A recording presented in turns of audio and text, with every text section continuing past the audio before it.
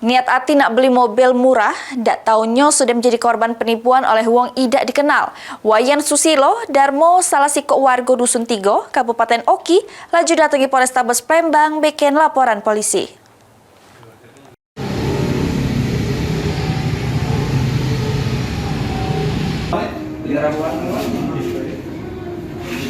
Nasib apes yang dialami Wayan Susilo Darmo, salah sikok warga Dusun Tigo, Kelurahan Mataram Jaya, Kecamatan Mesuji Raya, Kabupaten Oki, sudah menjadi korban penipuan jual beli mobil online oleh wong yang tidak dikenalnya.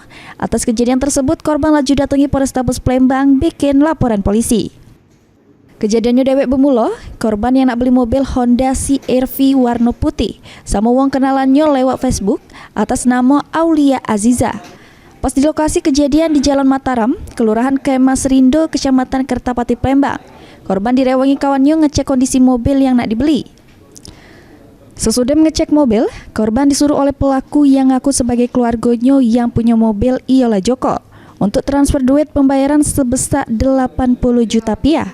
Karena tidak naruh curiga, korban langsung transfer duit tersebut ke nomor rekening atas nama Rizky Lutpiana Sapu.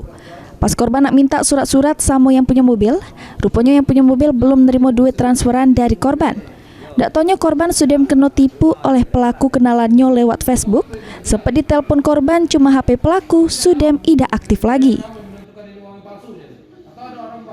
Dan mobil Honda CR-V, mobil itu pemiliknya itu ya anggota juga, kebetulan.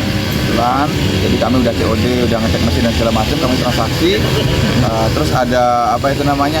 Kami sudah ada bukti kwitansi, karena sudah ada kwitansi kami minta rekening. Perjalanan sudah kami transfer dana dari pihak pemilik mobil tidak mengakui kalau itu tuh rekening beliau. Jadi mobil tidak bisa kami bawa dan kami kehilangan uang nominalnya 80 juta. Nah, kita tahu itu penjualan itu dari mana, Mas? Market sale dari Facebook. Dari Facebook. Ini laporan korban sudah diterima oleh pihak kepolisian, terus bakal ditindaklanjut oleh Satreskrim Polrestabes Palembang. Suryadi, Pal TV.